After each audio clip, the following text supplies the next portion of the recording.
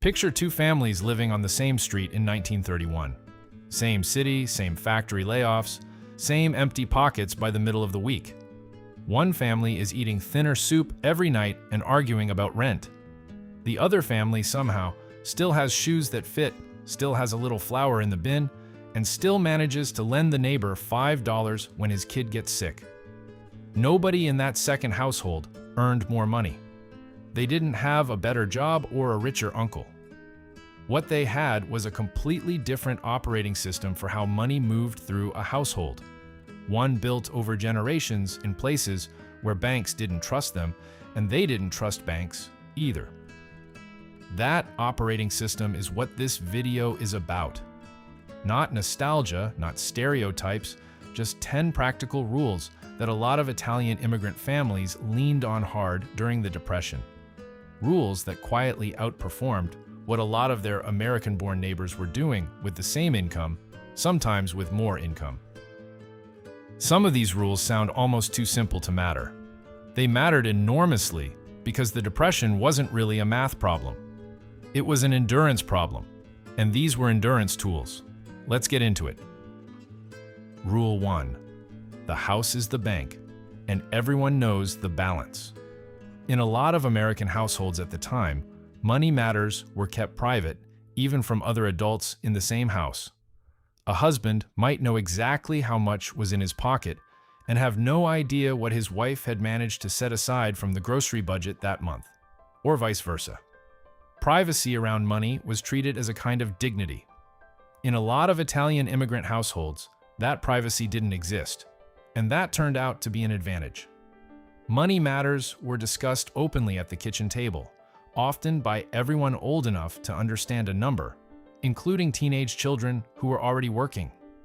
If the rent was short, everyone knew it was short, and everyone understood why dinner looked the way it did that week. This wasn't about a lack of boundaries. It was about treating the household as a single financial unit, instead of a collection of individuals quietly managing their own money in isolation. The practical effect was speed. A family that already knows its full financial picture can react to a crisis in an afternoon. A family where one person controls the information and the rest are kept in the dark has to first explain the crisis before anyone can even start solving it. And during the Depression, that delay cost real money. Bills had grace periods measured in days, not weeks. A family that could mobilize immediately, pulling money from 3 different pockets, 3 different jars, 3 different people's small side jobs, simply moved faster than a family still catching each other up.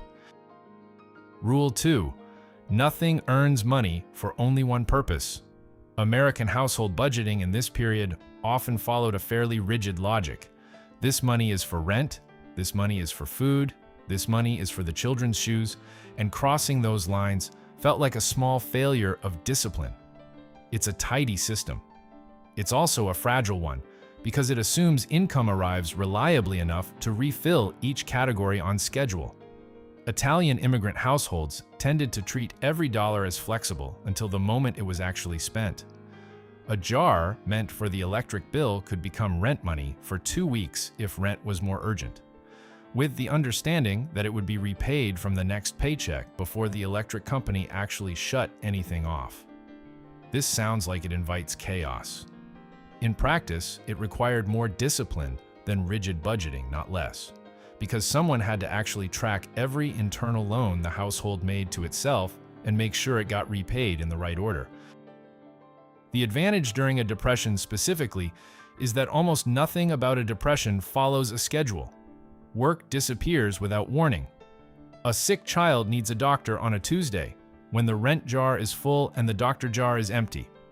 A family that can fluidly move money to where the actual emergency is, rather than being stuck because the wrong category has the cash, survives more shocks per dollar than a family locked into rigid envelopes.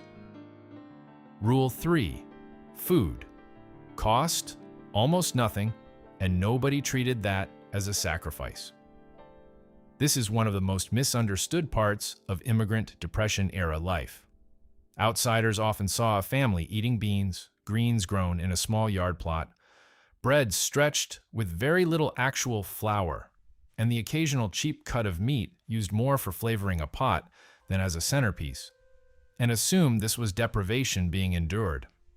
For a lot of these families, this wasn't deprivation. It was simply how food had always worked. Going back generations in regions of Italy where meat was a luxury for special occasions long before the Depression existed. There was no psychological adjustment required, no sense of having fallen from a better standard.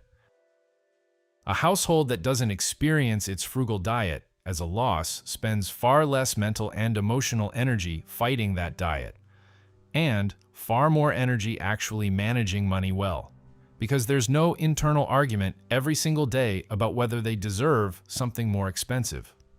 Compare that to households used to a meat and potatoes standard of living suddenly having to abandon it.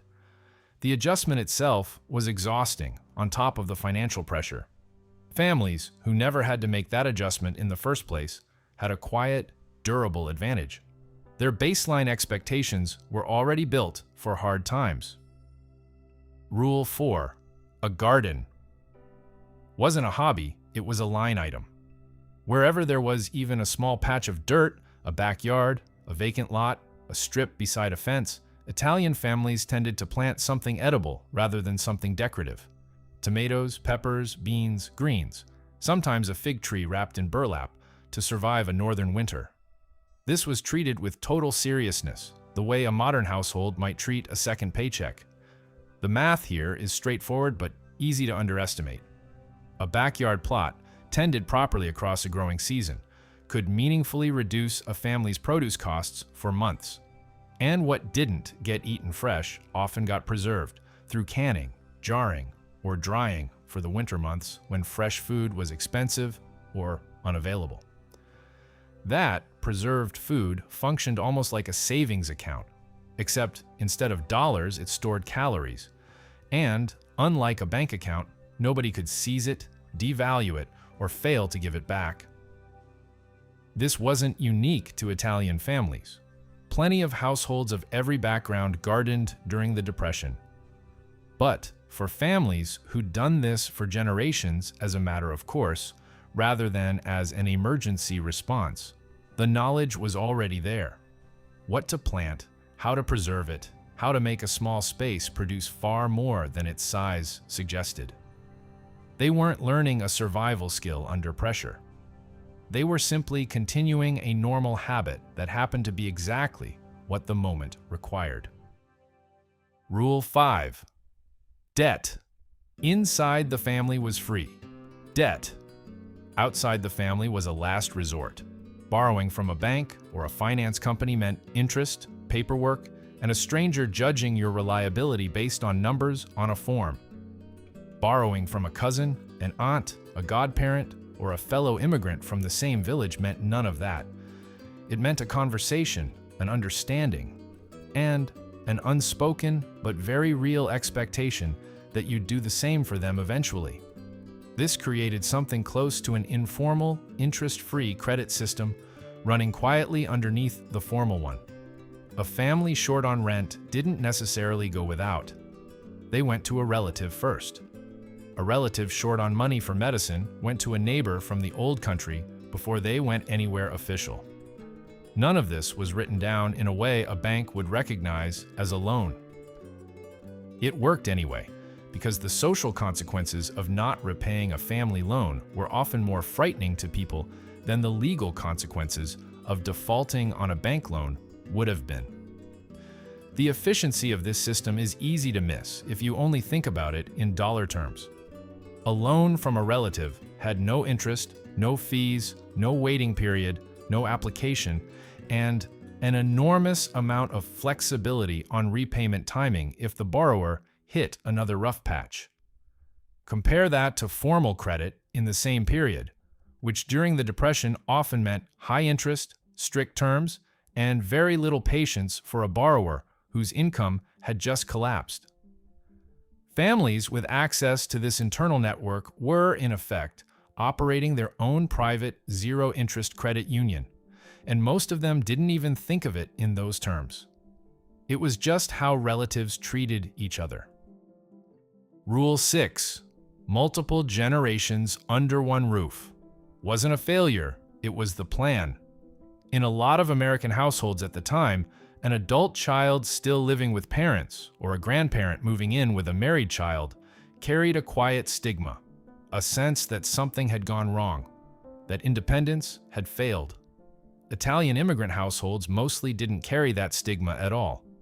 Multi-generational living was simply the default structure, depression or not. This mattered enormously for the math of survival. A household with grandparents, parents, and working-age children under one roof had multiple potential income streams under one set of fixed costs. If the father lost factory work, an adult son's wages or a grandmother's small income from sewing or piecework could carry the household's rent while the father searched for new work, without anyone having to move, break a lease, or scramble for emergency housing. It also meant built-in childcare and elder care that cost nothing, freeing up working-age adults, including women, who in many of these households also worked for wages or took in piecework, to actually earn instead of being tied down by care responsibilities a smaller household would have had no way to cover. A household of 8 under one roof, splitting one rent and one set of utilities, had a dramatically lower cost per person than 4 separate 2-person households would have had, even if total household income wasn't especially high. Density, in this specific sense, was a financial strategy, even if nobody called it that at the time. Rule 7. Mutual aid societies did what insurance companies wouldn't. Commercial insurance in this period was often unavailable, unaffordable, or simply unwilling to extend coverage to recent immigrants, especially for things like funeral costs, sickness benefits, or small disability payments when a breadwinner couldn't work.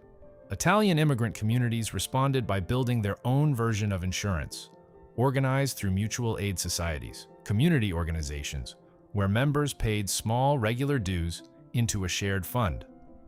These societies, often organized around a shared hometown or region back in Italy, functioned almost exactly like a small-scale insurance cooperative.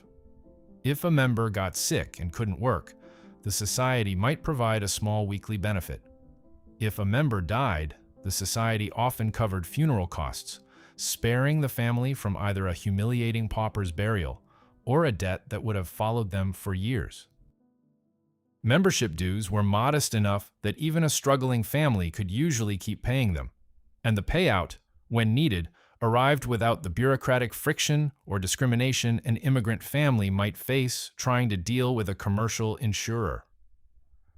The deeper financial logic here is risk pooling, the exact same principle modern insurance is built on, just organized at the community level instead of the corporate level.